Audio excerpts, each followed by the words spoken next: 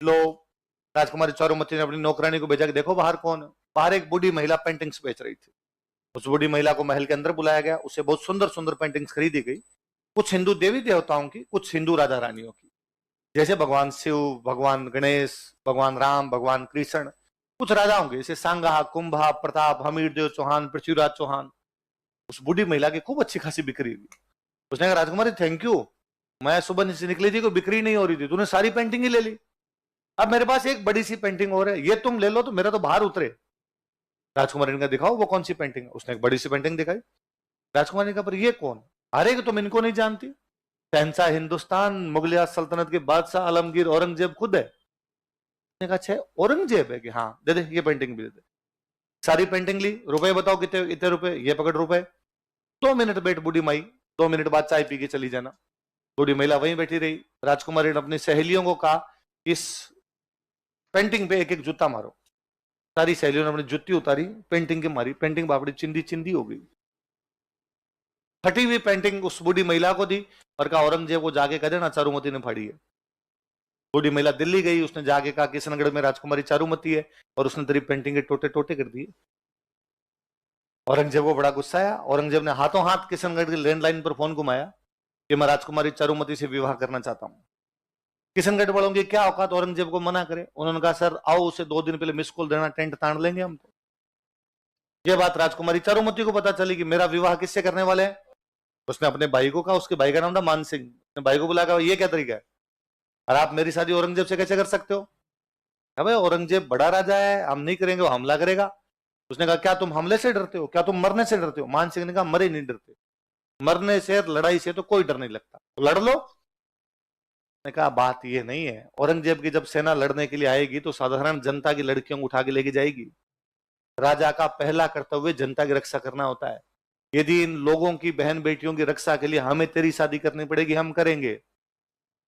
उसने गुस्से में आकर ऐसे तुम मेरी रक्षा नहीं कर सकते तो मैं खुद कर लूंगी। तो भाई ने कहा कर ले। अब राजकुमारी चारुमती को लगा अपनी रक्षा कौन करे, और उसे याद आया कि एक दिन टीवी पर एड आ रहा था, यदि किसी राजकुमारी से औरंगजेब जबरदस्ती शादी करना चाहता हो तो टोल फ्री नंबर पर कांटेक्ट करे।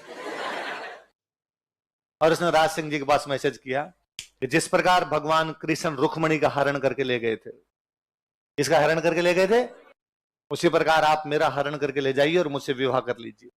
राज सिंह जी के पास ऐसे मैसेज आते ही रहते, टोल फ्री नंबर पे कोई मैसेज कर देता है। राज सिंह जी ने पहले डीपी चेक की, उनका ठीक है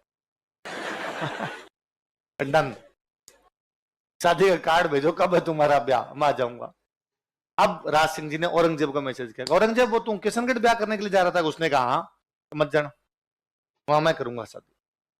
इससे थोड़े दिन पहले अपने एक जगह पड़ी झीलवाड़ा, झीलवाड़ा के पास में एक जगह पड़ती है रूपनगर। कौन जगह है?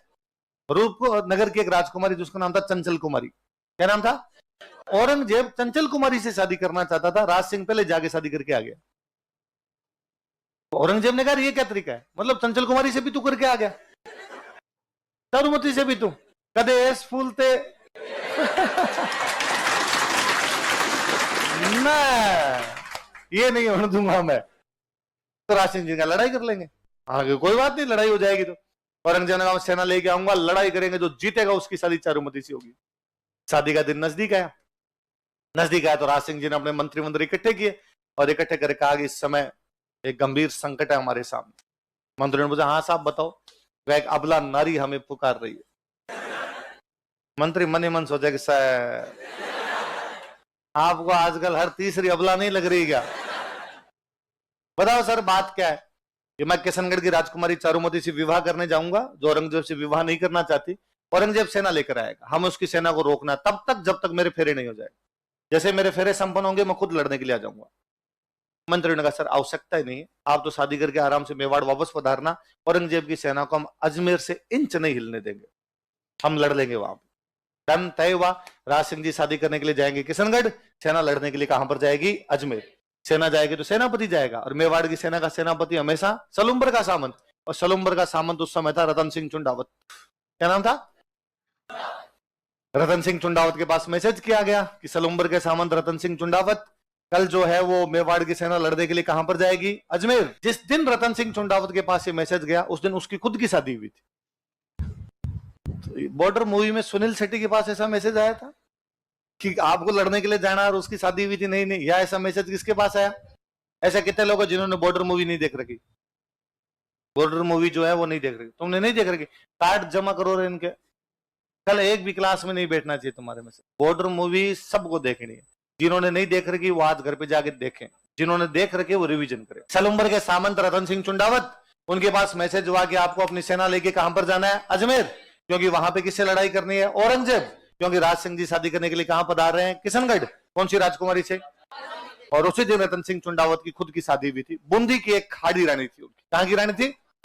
सलह कंवर। क्या नाम था? कहां की रानी थी? बूंदी की। बूंदी में एक थे संग्राम सिंह। बूंदी में कौन थे? संग्राम सिंह राजकुमार जी। बूंदी में हाड़ा चौहानों का राज था, इसलिए बूंदी की जो रानियां होती उनको क्या बोलते थे? रतन सिंह जी के पास मैसेज गया कि आपको लड़ने के लिए जाना है, राज सिंह जी शादी करने के लिए जा रहे हैं। तो रतन सिंह ने कहा राज सिंह जी खुद की शादी के लिए मेरी शादी क्यों बर्बाद कर रहे हैं? मेरे घर में भी तो शुभ काम है, आज ही मेरी शादी हुई है, मैं ऐसे बीच में ब्याह छोड़ के कैसे जाऊं? ये बात उनकी रानी को पता चलती। रानी का नाम क्या है? रानी तो क्या रही होगी, 17-18 साल की लड़की रही होगी। उस समय शादी की उम्र यही थी, 15-16 साल की उम्र में शादी कर दिया करते। और वो राजकुमारी कितनी इंटेलिजेंट और कितनी देशपरायण रही होगी कि उसने रतन सिंह चुंडावत को कहा कि ना, आपको लड़ाई के लिए जाना चाहिए। शादी ब्याह सब अलग, देश के लिए लड़ना सबसे बड़ा काम। कर्तव्य से बढ़कर इस दुनिया में कुछ भी होता, ड्यूटी इज ड्यूटी। ड्यूटी ये कहती है कि मेवाड़ की हरावल में हमेशा सोलुम्बर का सामंत जाएगा, और इस समय सोलुम्बर के सामंत आप रतन सिंह चुंडावत हो, तो आपको जाना चाहिए। रतन सिंह ने वापस कहा कि मैं हमेशा जाता हूं, मैं मेरे कर्तव्य से कभी नहीं मुक रहा हूं, और मैं छोड़ो, मेरे दादे परदादे हमेशा इस मेवाड़ की सेना के हरावल में रह के लड़ते हुए मारे गए होंगे, हम 1 इंच पीछे नहीं हटे। इस बार हमारे घर में शादी का काम है। उसने वापस कहा कि यदि आप ना जाएंगे तो आपसे हरावल का अधिकार छीन लिया जाएगा, और यदि आपसे हरावल का अधिकार छीन लिया गया तो आपकी आने वाली पीढ़ियां इस बात पर शर्म से सिर नीचा करके कहेगी कि बीच में एक रतन सिंह नाम का अयोग्य व्यक्ति हो गया था जो लड़ने नहीं गया, इसलिए मेवाड़ वालों ने हमसे हरावल छीन ली। क्या आप चाहते हैं कि आपके बेटे पोते जो हो वो आपके नाम पर सिर नीचा कर ले? थोड़ा समझाया तो उसने कहा ठीक है मैं जाऊंगा। अगले दिन वो तैयार होता है, घोड़े वोड़े लेके सेना रवाना होती है। जैसे ही रतन सिंह घोड़े पर बैठ के आगे आगे जा रहा है, पीछे सेना है, जैसे उस रानी का महल आया, रतन सिंह से वापस रानी की याद आई, वो रुक गया। उसने अपने पास में एक सैनिक खड़ा था, उसको कहा कि ऊपर जाके रानी को कोई निशानी दे दे। क्या दे दे? कोई अंगूठी, कोई चूड़ी, कुछ ना कुछ दे देगी तो टाइम पास करेंगे, युद्ध के मैदान में याद आएगी। तो वो सैनिक ऊपर गया और उसने जाके कहा नीचे रतन सिंह जी खड़े रहे, आपकी कोई निशानी मंगा रहे हैं। वो 15-16 साल की लड़की पुनः सोचती है कि जो व्यक्ति जाने में आनाकानी कर रहा है, इस बात की क्या गारंटी है कि वहां पे लड़ पाएगा? यह भी तो हो सकता है कि वहां से बीच में भागकर वापस आ जाए, और आने का कारण क्या रहेगा? मैं कारण रहूंगी कि मेरे कारण वो भाग के आ गया था। उस राजकुमारी को पुनः लगा यदि देश की कर्तव्य में मैं बाधा बनती हूं तो ये शरीर, ये सुंदरता, मेरा होना किस कारण है? इसका मतलब क्या निकलता है? मेरा अस्तित्व का क्या मतलब है यदि देश की रक्षा नहीं हो पाए?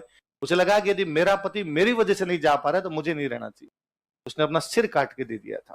चुंडावत मांगी सेनानी, सर काट दे दियो सतराण। जब वो गर्दन लेके और नीचे पहुंचा तब तो रतन सिंह के होश फाकता होगा, उसको लगा ब्लंडर कर गया मैं। और अब क्या किया जा सकता था? अब पछताए हो तो जब रतन सिंह वो राजकुमारी जी उसके जो बाल थे उसको अपनी गर्दन में बांधता है, उस लटकाता उसकी गर्दन को। उस अजमेर वाले युद्ध में इतना भयंकर लड़ता है कि अजमेर में औरंगजेब की सेना को इंच नहीं जाने दिया था, उसने मार मार के वहीं से भगा दिया था। उस लड़ाई में लड़ता हुआ रतन सिंह काम आता है। राज सिंह जी चारुमती से शादी करके मेवाड़ पधारते हैं। उस शादी के काफी दिन बाद में राज सिंह जी चारुमती के साथ में राजसमंद झील की पाल पर बैठे हैं और उस युद्ध की कहानी सुना रहे हैं कि अपनी शादी से पहले क्या हुआ था। और राज सिंह जी कहते हैं ओ रतन सिंह चुंडावत अजमेर में लड़ता हुआ मारा गया। राजकुमारी चारुमती, रानी चारुमती कहती अरे उसके बाद क्या हुआ? राज सिंह जी कहते हैं वो दोनों मारे गए इसलिए हम दोनों साथ बैठे हैं। उस दिन वो ना मारे जाते तो आज हम दोनों साथ बैठते। देश का इतिहास ऐसे अनगणित कहानियों से भरा पड़ा है। हम केवल राजा रानियों का इतिहास पढ़ते हैं, उसके साइड के किस्से इतने अलग से हैं, इतने हैरतंगेज करने वाले हैं। किसी कवि ने बहुत बाद में कहा कि हनुमान जी जब मां सीता से मिले थे ना अशोक वाटिका में, तो उन्होंने मां सीता को कहा था कि आपको निशानी दीजिए ताकि मैं राम जी को कहूं कि मुझे सीता जी मिले थे। तो सीता जी ने उनको अपना एक आभूषण दिया था, चूड़ामणि। क्या दिया था? चूड़ामणि का आभूषण होता है, वो निकाल के दिया था। कोई कवि कहता है कि सतरी सेनानी चाही समर सलुम्बर धीस,